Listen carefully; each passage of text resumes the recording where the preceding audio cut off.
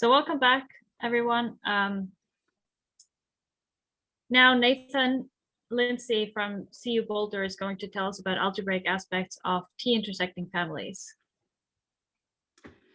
Thanks for the introduction. So yeah, I suppose the title could have also been asymptotic aspects or analytic aspects of t-intersecting families. As stated in the abstract, what I'm going to describe is kind of a Erdos-Colorado combinatorics, in particular the t-intersecting variant. We're going to look at this sort of from a very high level point of view, like from 30,000 feet above. And so let's go ahead and get into it. Oops. Okay, so I'm not going to fuss too much about what sort of structure is required on, say, on some combinatorial domain for there to be a notion of t-intersection. Let's just say that it's just a natural property for a combinatorial domain to have. So I've drawn some pictures here for you to get your imagination going on what sort of combinatorial objects might have some sort of t-intersecting property. Okay, so the way I see it, here's my notion of what a generic t-EKR theorem is, and so it's as follows. So if I have a collection of objects that are where I have some notion of t-intersection, and I want to know what the largest t-intersecting families are. If I let n be large enough, then it should be these canonically t-intersecting families that attain this bound. And so in this talk, we're not going to talk about the characterization so much, but rather just the bound. And so these canonically t-intersecting families, these are just objects where I have this partial object of size t, little x, and I just take my family to be all the objects that contain this little object x. Okay, and so we require that also that the size of this little object x be t. Okay, so right. So is there a general way of proving these results? So there are some purely combinatorial ways of showing these t-EKR theorems, but they kind of peter out whenever you start thinking about like Q analogs and things like that. So that's one thing that's nice about algebraic methods, and so that's what we'll be focusing on in this talk. So there is a sort of a general algebraic workhorse that everyone uses for these t-EKR results, and Karen described this wonderfully yesterday, and it's the ratio bound, Delsart-Hoffman. So we're going to take gamma t to be this graph defined on my ground set of objects, where I have two objects that are we join them together if they do not t-intersect, and we do this so that the independent sets of this graph are going to be t-intersecting families. And the Delsart-Hoffman ratio bound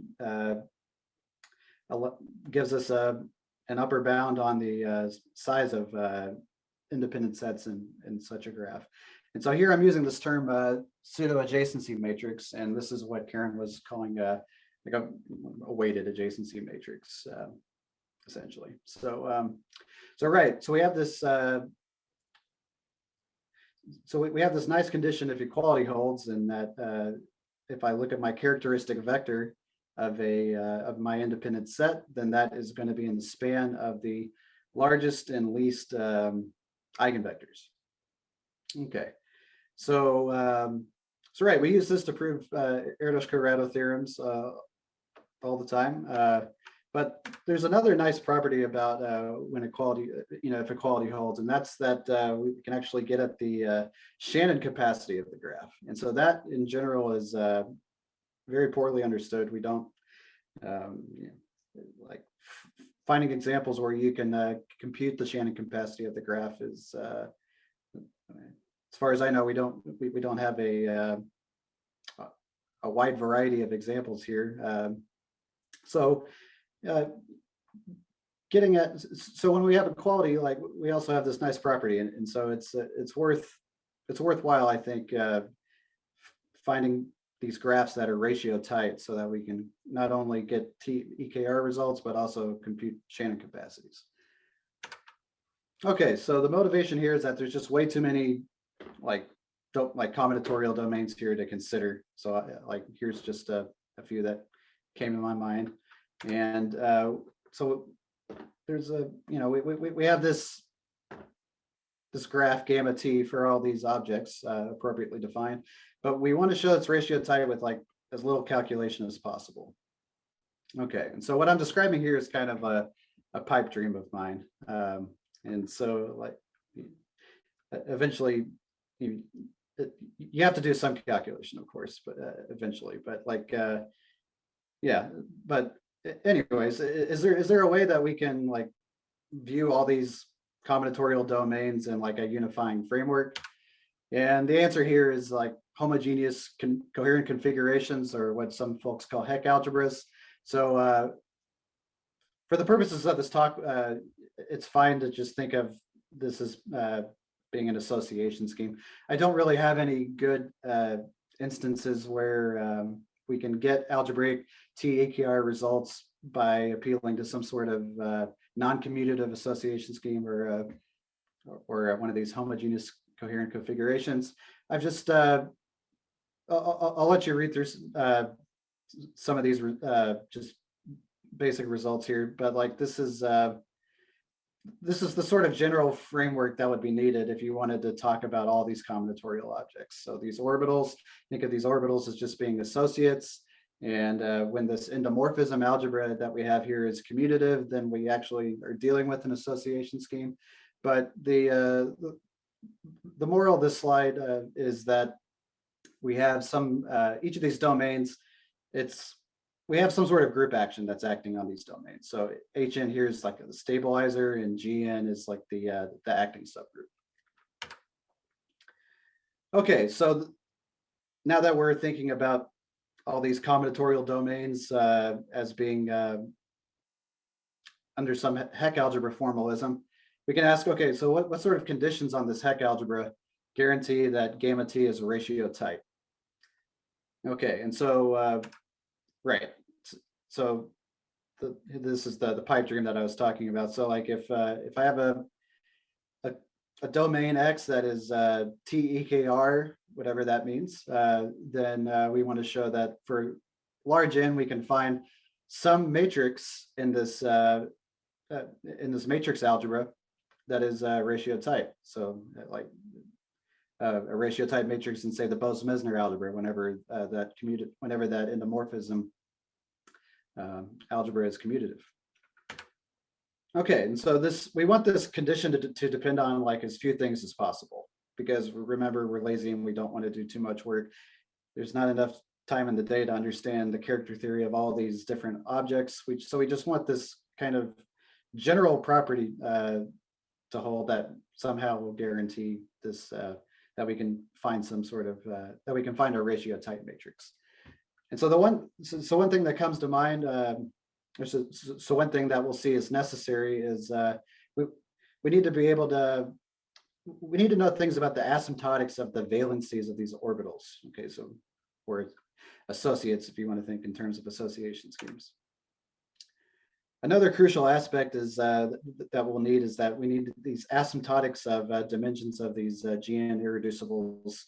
Like these need to be satisfy some certain properties. And I won't have time to get to this last one, but also we want the structured constants of this Heck algebra, or in the language of association schemes, intersection numbers.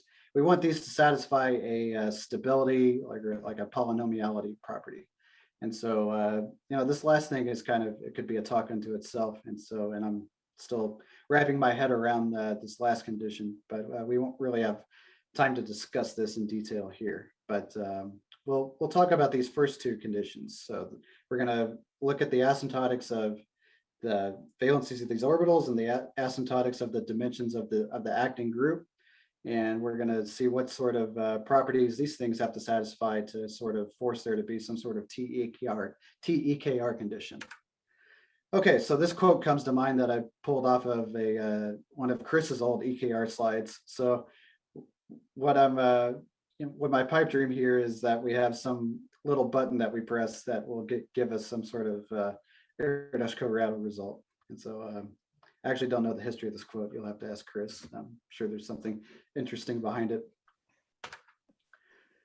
Okay, so yes, so okay, I've couched this in a lot of generality, and as this talk progresses, we're going to slowly weasel our way into less generality because it'll just make things easier to digest, I think, for everybody. So when I have G in here, you can think SN, or if you want GLNQ, or one of these groups that is often the acting group and the kind of combinatorics that we like to do. So I will say in general, like if you take a group off the street and you want to talk about its irreducibles, they don't really have names. So like it's hard to do this sort of algebraic combinatorics if the irreducibles don't have names associated to them. But like there are some notable exceptions, like abelian groups. That's kind of cheating, right? It's, they're trivial conjugacy classes. But Coxeter groups, you can label these by partitions or pairs of partitions or partition-like objects. Finite groups of Lie type, typically these irreducibles are labeled by partition-valued functions. So this GN, we want to be able to like name the irreducibles. Okay, so that's one requirement that we have. So we're already losing generality here. So when the irreducibles have names, then we can start talking about things like representation stability. So I'm not going to give you a definition of that because honestly, I think it's best described through examples. But however, the category theorists have a very nice formalism for so-called representation stability stuff. Okay, so let's look at the action of SN, and I'm going to consider two matchings of the complete graph on n vertices. So I have two disjoint edges, and I'm letting SN act on it in the natural way. So, and we're going to look at this representation as n increases. So at first we get a nice multiplicity-free representation, perfect matchings of K4. Then we get maximum matchings of K5. And then we start getting more and more irreducibles that show up in this decomposition as n grows. But you'll notice that we reach a point where there's a cutoff where we no longer get any new information by letting n be larger. And so this is like this is what people would call a representation stability phenomenon. So where we reach a point where the sequence of representations that we have, it suddenly becomes independent of n. And so, for example, down here we can describe this this representation of Sn as follows. So so we have this notation down here that kind of highlights the independence from n. So we're just looking at we're looking at partitions here where we have at most 4 cells under the first row, and here and so this is so we have this definition here where lambda 1 through lambda L, these are just this is the lambda that I start with, and then my first row is the only thing that grows within. So imagine these representations as being long first rows, and then we have a bounded number of cells underneath. Okay, and so what's nice about whenever you have a representation that looks like this, where the first row shoots off to infinity and there's just a bounded number of things below the first row, then the characters behave essentially as polynomials, low degree polynomials. So polynomials in degree that is proportional to the number of cells below the first row. And so this was known even as far back as, Frobenius knew about this in 1904, which is amazing. So at least McDonald, I think, attributes this to Frobenius back then. But anyways, yeah, so for sufficiently large n, if you have one of these representations, then you can describe its character as it's just a polynomial of degree t. And so, an immediate corollary of this is that the dimensions of these things, where we have this first row that shoots off to infinity and then a bounded number of cells below it, the dimensions of these are polynomial in t, and that's going to be crucial to us later. So keep that in mind. So we have this nice polynomial property about the dimensions of these characters. Okay, so how does representation stability rear its head in Erdős-Corrado? Well, this is through these canonically intersecting families. So we're going to let C be this matrix that's it's just the rows of the characteristic vectors of the t-intersecting families. So my rows are indexed by the objects of my ground set, and this x n comma t, this is just some notation here for talking about like the little x, like so the little x that all the big X have in common. And so it's like these t partial objects. Okay, so we have this matrix here. So this matrix gives us a map, and you can show that this map, unless you have some very squirrely notion of what means to be t-intersecting, it's going to be equivariant under the acting group. So by Scher's lemma, I can look at, so this notation that I have here, this boldface or this math BBI, this is just the representations that of GN that appear when GN is acting on these little partial, these t partial objects. So if this is, so to make this concrete, like take Sn and then have that acting on t sets. So the irreducibles that are in that representation, for example. Okay, so by Scher's lemma, when I restrict this map to these irreducibles, I'm either the zero map or an isomorphism. So what this means is that these canonically intersecting families, they live in these low dimensional subspaces of my big representation. So here I have this is recall that this is the space of complex valued functions in Xn, equivalently the permutation representation of Xn. So I look at this these irreducibles that appear in this permutation representation, and this VT is going to be the greatest irreducible there. So we're our notion of greatest. I'll get to that momentarily, but essentially there's a cutoff point where where my canonically t-intersecting families, they have to live. They can't live past this cutoff point. And so I think a picture probably best describes this situation. So let's take the symmetric group. So we can order everything from in reverse lexicographical order. This gives us a total order.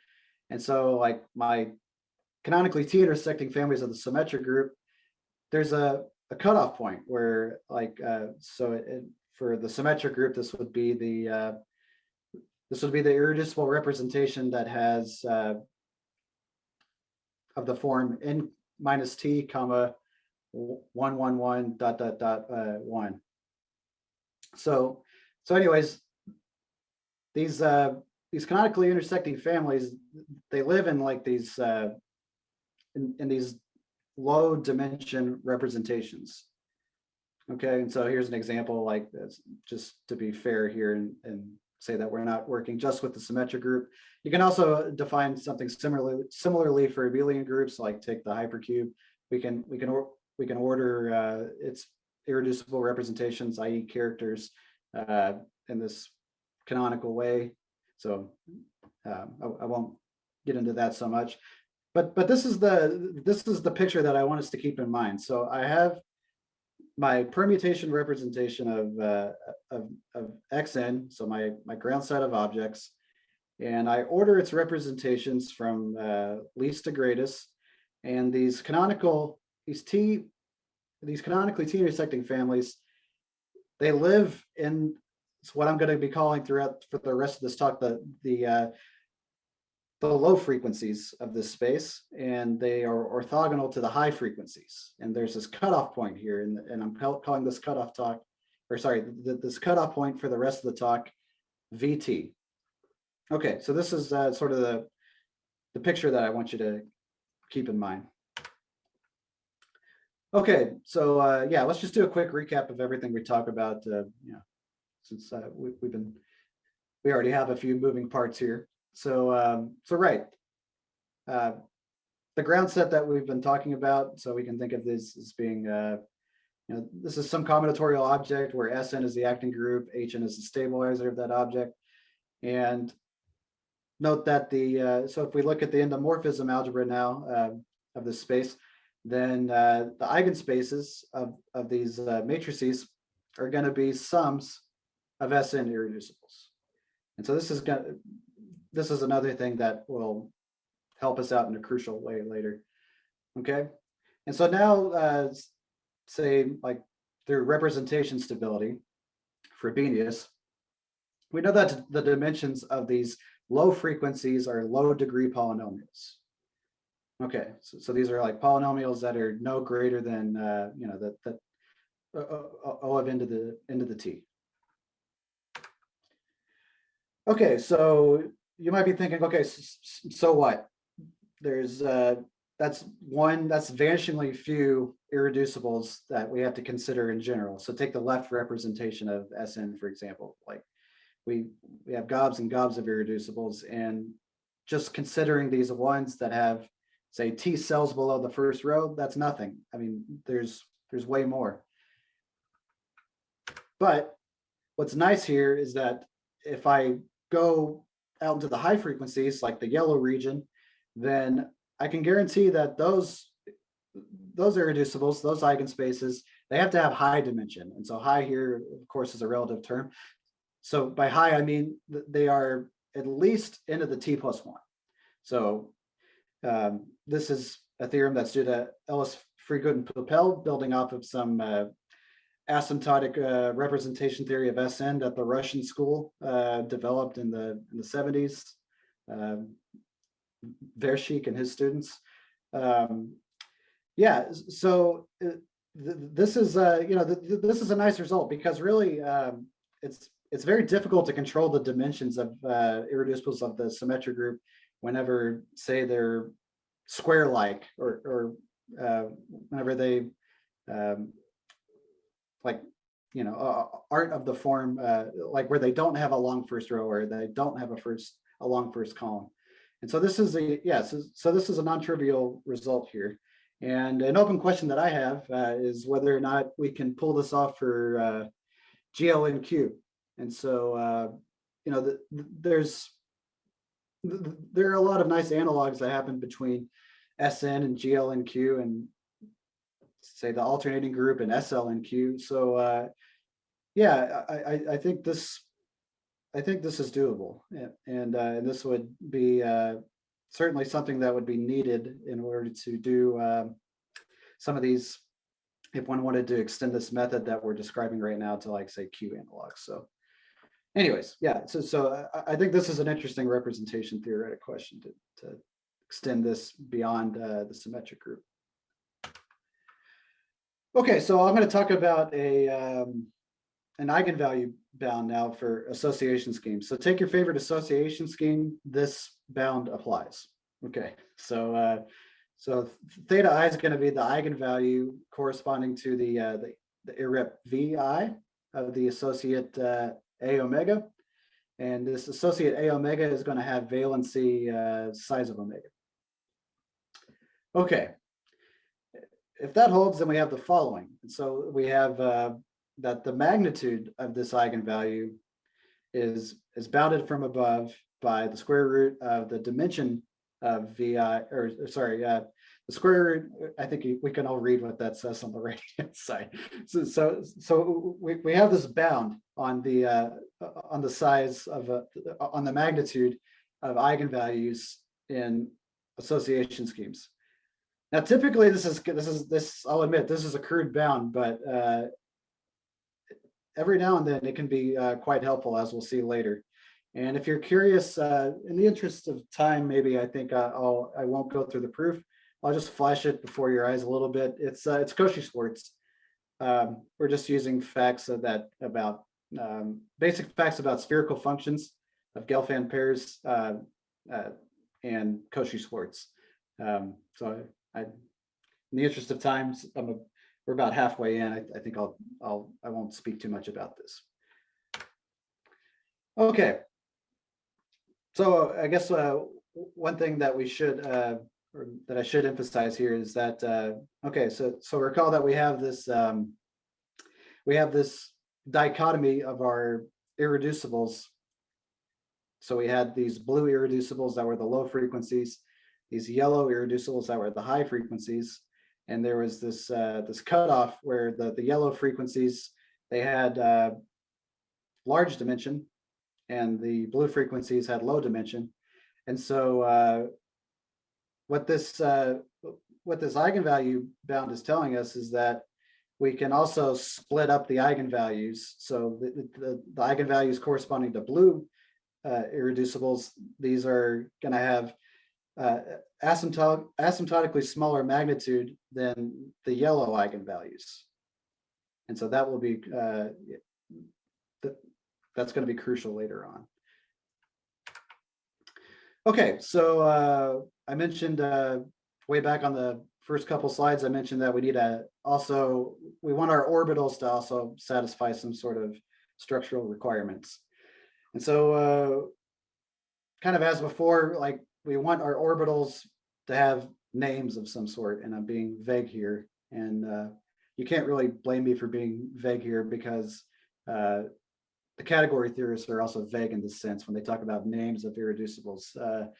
So it's, yeah, we don't really know what that means, but sometimes there is like a natural notion of what a name is.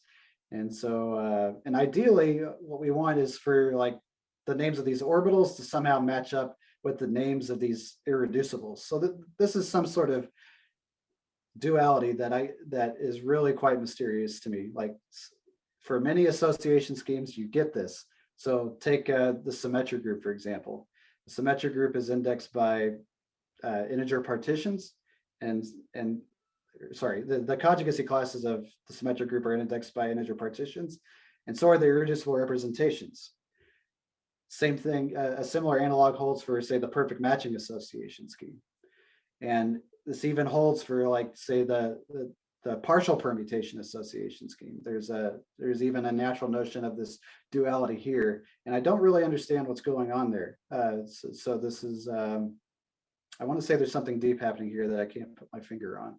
But anyways, yeah, let's talk about, yeah. So in combinatorics, these names, you can think of these as just being like, say, colored isomorphism types.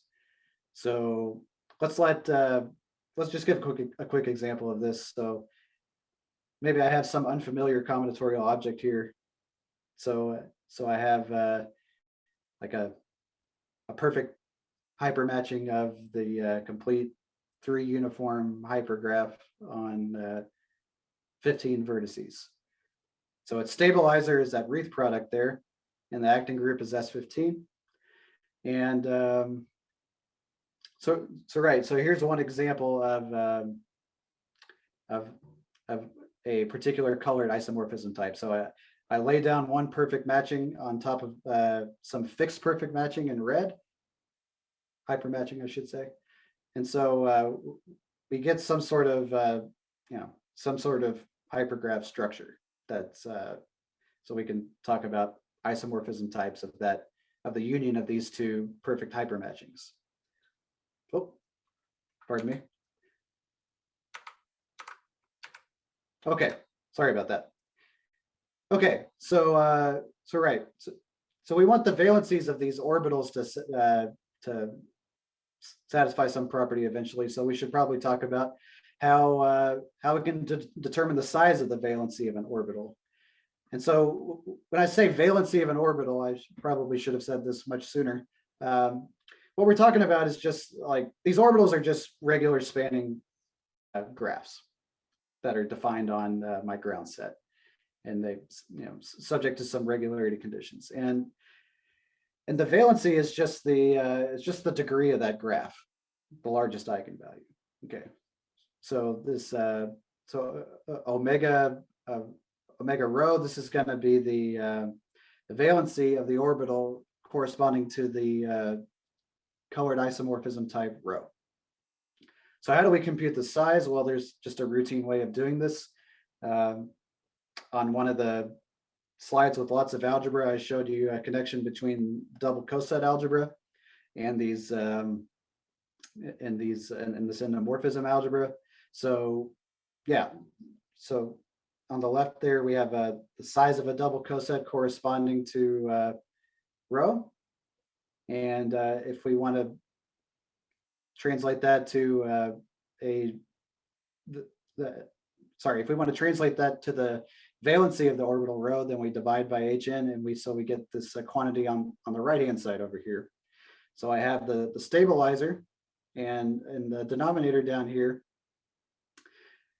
what we're doing is we're looking at the this subgroup here is the subgroup of so-called color preserving automorphisms, right? And so we want this. So I'll go ahead and tell you now. We don't want these orbitals to be.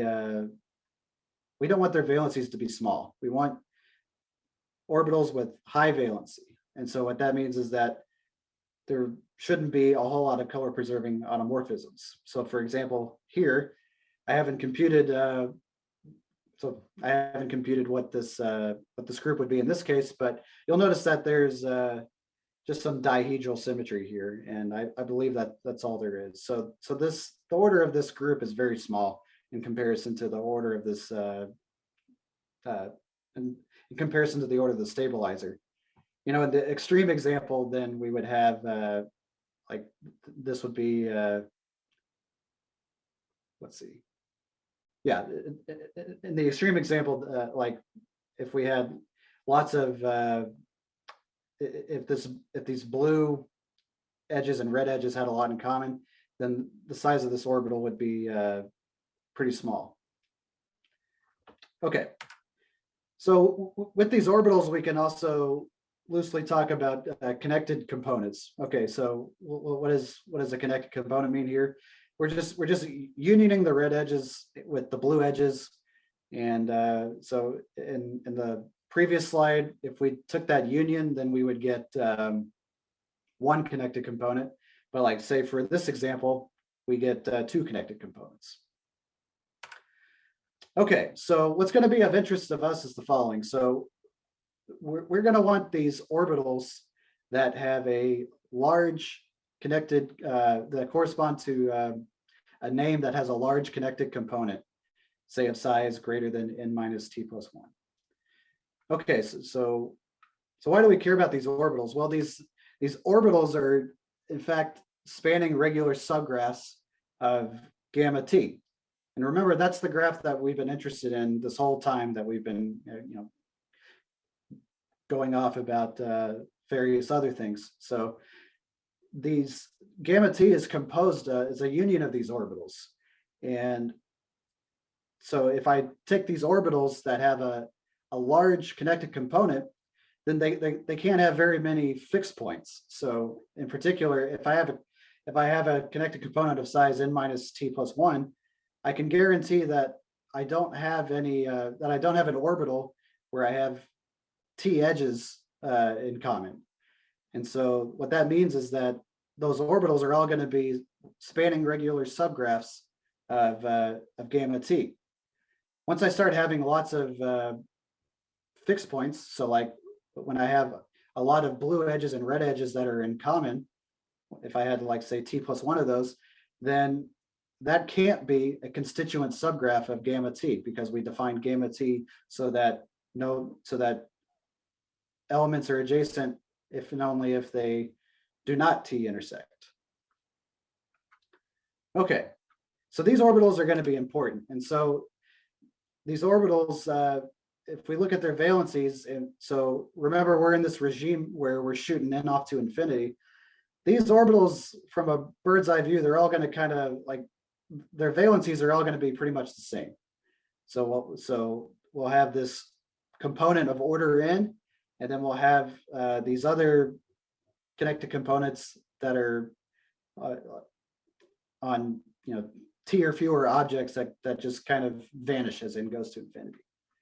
So these right, so these orbitals that we've singled out, they all have essentially the same size as n marches off to infinity.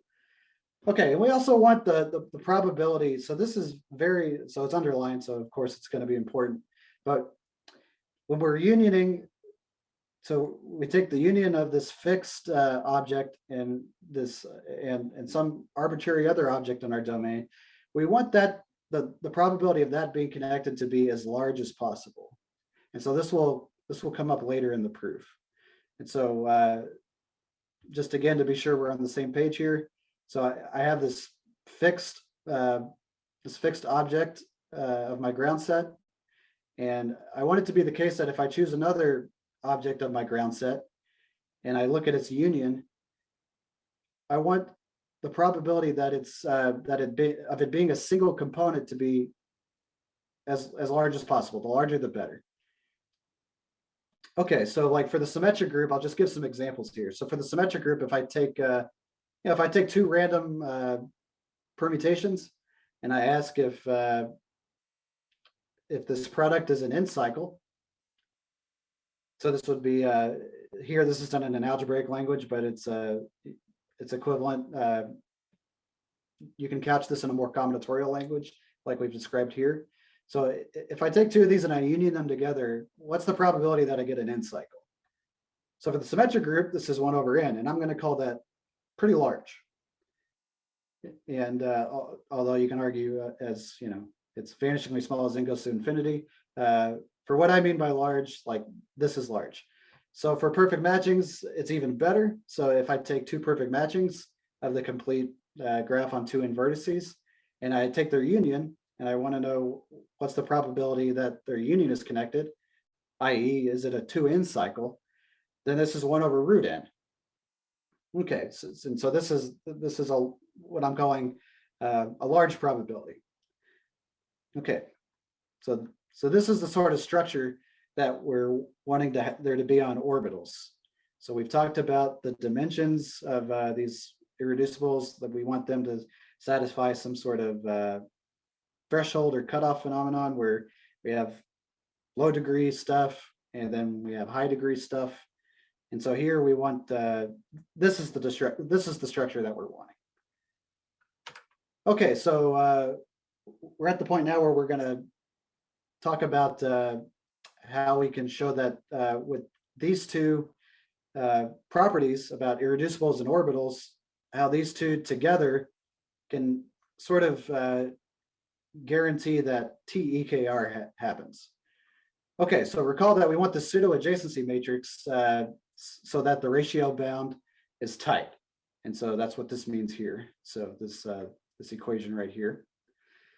Okay, so we can normalize, there's no harm in that. And so we're going to normalize so that our pseudo-adjacency matrix has maximum eigenvalue 1.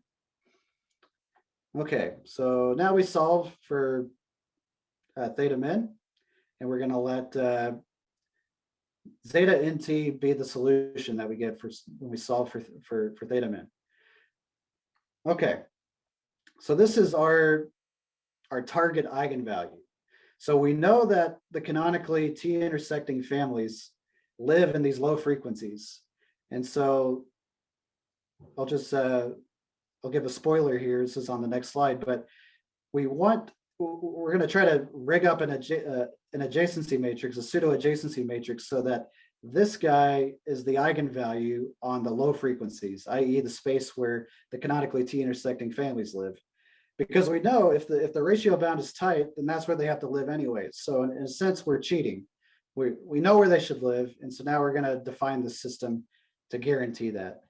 Or sorry, we're going to define we're going to rig up a pseudo adjacency matrix so that we guarantee that. Okay, and I'll say that in practice, or at least in every situation I'm aware of, this eigenvalue here, the magnitude is it's proportional to 1 over some falling factorial. So that's so asymptotic. So remember, we're going to be doing things asymptotically. So asymptotically, that's what this quantity is. It's 1 over n to the falling factorial. Sorry, I keep skipping slides. Okay, there we go. Okay. Okay, so recall that, okay, so these, we had all these orbitals that were spanning subgraphs of gamma t, and they had large valency, where large was defined, was that peculiar definition of large that I already gave. Okay, so what do we have? We have a system of linear equations. So what we want is these x's are going to be the weights that I want to apply to each of these orbitals, these a lambdas. And I want to apply the weights in such a way that I get 1 for the trivial eigenspace, where I get the zeta nt for the non-trivial eigenspaces. So this right here, this is a like if you look at the constraint matrix, it's a square constraint matrix. But you know, this is something that Karen was talking about in her slides. But we also have this other equation. So we also, it needs to be the case that zeta nt is the eigenvalue for this this eigenspace that corresponds to VT. And so it seems like we have we're done for here. We have like, how could we ever guarantee that? But if we could guarantee that, then there'd be a solution x star, and we take x star to be the weights of these orbitals, and that's going to give us the pseudo adjacency matrix with the desired eigenvalues. Okay, so I'm going to briefly sketch. So there was some sort of mystery why this, why is it often the case that we can guarantee this last condition 3 here. So I'm going to give a quick sketch of why 1 and 2 imply 3.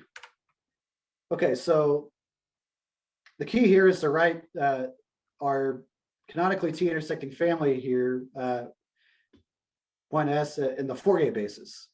And so we're going to use the fact that we have an orthonormal basis that respects the symmetries of the group. So by Parseval, if I look at the Fourier mass now of 1s, then I get this quantity, this familiar looking quantity, right? So this is just the ratio of the size of a canonically intersecting family to the size of the ground set. Okay, so we know that S is an independent set, and we know that it's supported on the low frequencies. So the fact that it's independent gives us this first inequality, and the fact that it's supported on the low frequencies gives us this second inequality. So I'm skipping a lot of steps here, but these are all things that you would have to work out if you were to prove, say, the ratio bound from first principles. Okay, so this W lambda, I'm calling this Fourier mass. This is the Fourier mass that's on the lambda irreducible. And these and theta lambda, these are the eigenvalues of the pseudo adjacency matrix. Okay, so remember we had this cutoff phenomenon. So I only need to consider irreducibles that are less than or equal to this VT. Okay, so now I'm going to plug in the low frequency eigenvalues on the right-hand side. So I know what these theta lambdas are, except for whenever lambda equals t. This is what we're trying to prove. We don't know that. And so this theta t is over here, but we know everything else. And so we can write out, so this theta squared, this is this alpha squared, this is the Fourier mass on the trivial irreducible. And so we can write this out now, and there's only one thing that's unknown, and it's what this eigenvalue is. Okay. So I didn't explicitly write down what zeta nt is in the interest of keeping things simple, but you could go back and figure out what zeta nt is, and then basic algebra, high school algebra, gives us this equation. Okay, and so we have no choice. It has to be, so this equals 0. So because S was an independent set, I mean, our hands are tied here. It has to be that this theta t is equal to zeta nt. Otherwise, this wouldn't equal 0. And so that's why this sort of miraculous thing happens. And it's because we're kind of these canonically t-intersecting families are all jammed in the low frequencies, and there's nothing in the high frequencies. So we just has to be that way. Okay, so there's a few things. So I got about 5 minutes left, so I'll try to pick things up a bit. So, okay, so, right. So maybe we've seen that, okay, that overdetermined equation there is no problem. But we still have our work cut out for us. So for example, we need to show that 4 and 5, these equations, that there's actually a solution to that. It could be that that's the constraint matrix that is indicated by these blue coefficients here.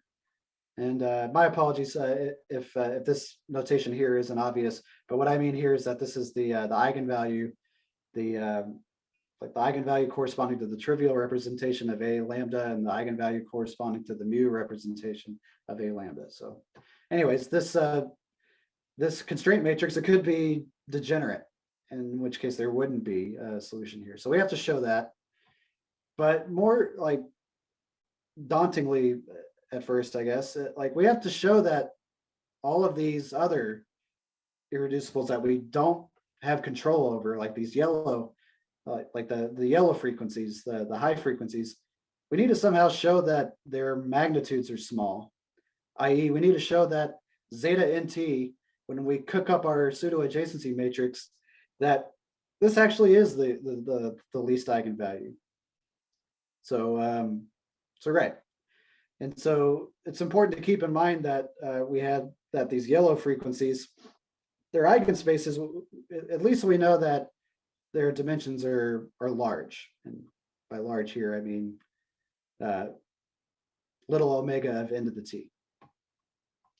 Okay, so yeah, I think another way of looking at this is that this, so I'll go back real quick. So this, so these constraint matrices that we're talking about for this system here, they all, this is a submatrix of the character table of this association scheme that we're considering. And so those yellow coefficients live here, the blue coefficients live here, and that seemingly problematic red equation lives here.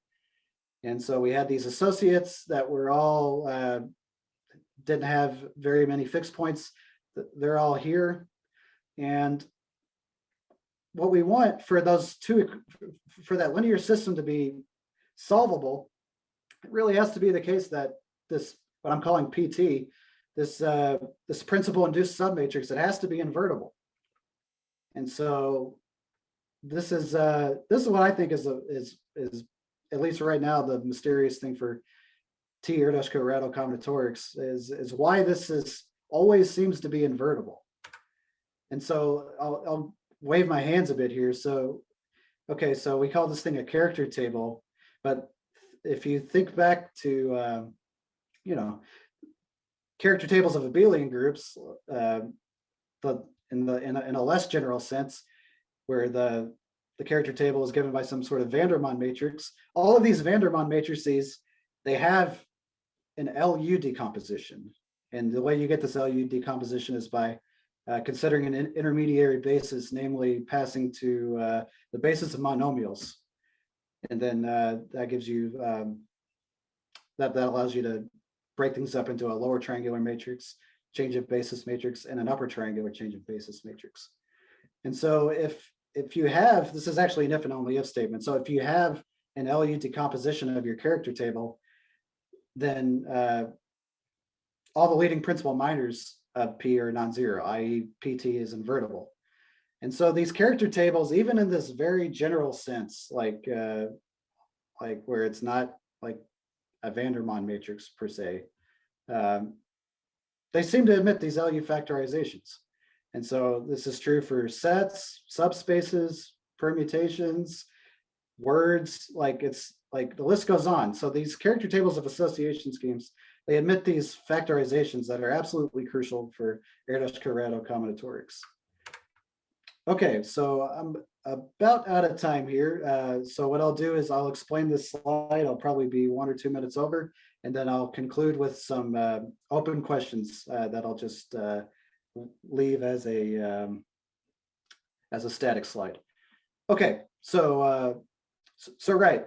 So this hand waving that I described to you about there being an LU decomposition is why we can assume that there's this nice solution X star to the linear system. And so now once we have that, we're home free. So we're gonna lift up the rug, and we're gonna start sweeping constant factors or things that are functions in T, not in, under the rug. And so we have that this eigenvalue, this high frequency eigenvalue.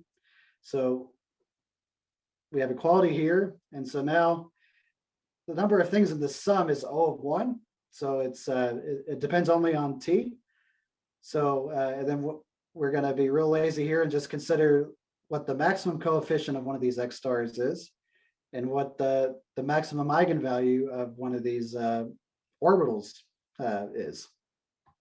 Okay, so really being quite reckless here. That's fine. Being so here we're invoking that Cauchy-Schwarz theorem. So we know that these guys have a large, so we're using the fact that this is a large dimension. And so we have this upper bound here. And so for this next step, we're using that, and so here, this is something that comes with the LU decomposition that I didn't explain, but we can also bound the magnitudes of these, of the coefficients of the solution. So this would be bad news if this solution somehow depended on n. It doesn't. So it's so we have some that the largest this can be is inversely proportional to the size of the valencies of these big orbitals. And so these lambda, so these omega lambdas, these are these big orbitals. And so we're going to do some cancellation here. And what we're left with is this ratio here. And so now remember back to this condition on the orbitals that we wanted. So we wanted the probability of these orbitals, like we wanted these orbitals to be large, so that, i.e., like we wanted the probability that of X star union X to be connected. We wanted that to be like, it's like 1 over root n or something. Okay, so if that condition is satisfied, then because this eigenvalue, remember this is the one that we're doctoring up to meet the ratio bound with equality, because asymptotically this is pretty much 1 over a following factorial, we get the following. And so like these are bounded away, the magnitudes of these are bounded away from the least eigenvalue. And so that's right. So I'm about 1 or 2 minutes over, so I think I'll conclude there. But that's sort of the punchline. And so with those conditions on the irreducibles and those conditions on the orbitals, we get this sort of balancing act that guarantees that we have this this magnitude being little o of our least eigenvalue. Okay, so I'll just I'll let you read these while I can. So yeah, I'm out of time, so I'm just gonna leave this as a static slide, and we can talk about this in the question and answer section. Okay, that's all. Thanks.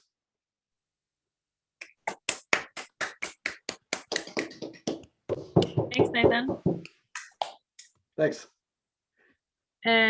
So you have a question in the chat actually from Sam. Oh, I'm sorry. I was That's not okay. paying attention. Well, that's right. You can do it now. Yeah, Yeah. that's okay. I was just wondering about because you mentioned a couple times in there about there being this problem of having like a nice way to name the irreducible representations of a group, and I was just wondering because like I mean this labeling of the irreps of the symmetric group, you could see that as coming from like the Young lattice, which is like a but it's like a case of a Bradley diagram, I think it's pronounced, for a subgroup tower that has maybe this, like, I think the property is that if you take a erup at one level and then you restrict to like a subgroup that the highest multiplicity is 1 or something like that. And also for like the case of finite abelian groups, I think that this labeling comes from a Bradley diagram. So I'm just wondering if there's maybe like something there where you can use like a nice subgroup tower and Bradley diagram to get labels for your erups of your groups. Like this kind of strategy is used, I think, in the theory of like non-abelian Fourier transform. Yeah, so this is all, I mean, you could call all of this rigmarole that we just went through non-abelian Fourier analysis. And so in that, when you're doing non-abelian Fourier analysis, one of the biggest, I mean, what's devastating is that you don't, like, nice things like the orthonormal, having an orthonormal basis of characters. I mean, you still have that, but it's only for the class algebra, not the whole group algebra. And so you're clinging for some sort of duality there that like resembles what you get in the abelian case, but you don't get it. And or maybe it's there, but it's in a more peculiar form. And yeah, like you're saying, you kind of need some sort of combinatorial structure for there to start being names of these irreducible representations. And so there's ways of generalizing this to like to post sets. So you can, I mean, you can have. So I kind of alluded to that at the first slide, on the first slide, but there's loads and loads of things that I'm probably not considering, where you probably have some sort of notion of a name. It's just that it kind of forces you to be. It forces you to be concrete. So like if you're talking about abstract groups, it's too abstract to even get started. You have to have the group acting on something. And so like for the symmetric group, yeah, like the Young lattice, that's a combinatorial way of building up this theory. And there could be, yeah, it could be that there's like more general objects that you can have to where they spit out appropriate names for irreducibles. Yeah, that's something I'd have to think about, but yeah, it's a good observation.